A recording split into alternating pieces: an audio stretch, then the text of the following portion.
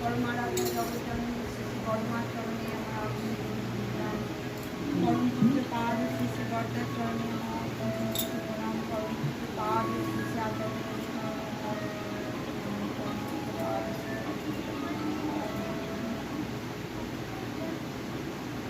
আজকে বড়মার পূর্ণ জন্ম মাস উদযাপন চলছে, শ্রাবণ মাসের পূর্ণ তিথি উদযাপন চলছে। তো আজকে আমাদের এই বাড়িতে সব মায়েরা এসে বড়মার নাম গান মাতৃ সম্মেলনের উপলক্ষে আমাদের একটু আনন্দ উদযাপন হচ্ছে।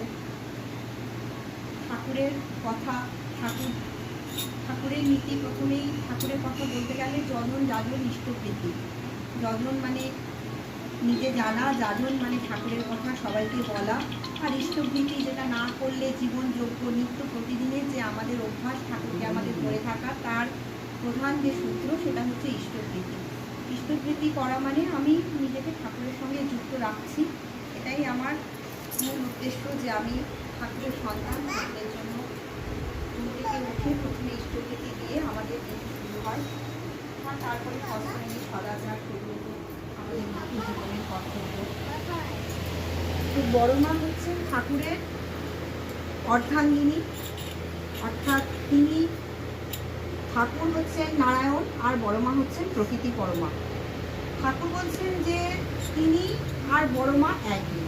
তো আমাদের যদি বড়মার একটা গল্প বলতে হয়, বড়মার একটা মানে তার মতো ধৈর্যশীলা রমণী আর তো কেউ নেই। একবার শুনেছি যে গল্পের আকারে সব পড়া, যে তখন বাংলাদেশে তিনিও রয়েছেন, তখন মাতা মনোময়ী দেবী ঠাকুরের মা একবার এসেছিলেন ঠাকুরের কাছে সাহায্য চাইতে। অনেকেই তো আসতেন, ঠাকুর সবাইকে সব কিছু দিয়ে দিতেন। তো একবার, আমার ঠিক মনে নেই, আমার যারা এখানে উপস্থিত মায়েরা রয়েছে তারা জানবেন, বা কিছু ভুল হলে আমাকে বলে দেবেন। তো একবার ঠাকুরের কাছে একজন সম্ভবত জেলে বা কেউ এসেছিলেন যে অর্থ সাহায্যের জন্য। তখন ঠাকুর বড়মাকে বলেছিলেন, তো বড়মা নিজের কানের বালি ঠাকুরের হাতে দিয়ে দিয়েছিলেন, বা ঠাকুর সেই দিয়ে সেই দুঃখী মানুষকে সাহায্য করেছিলেন।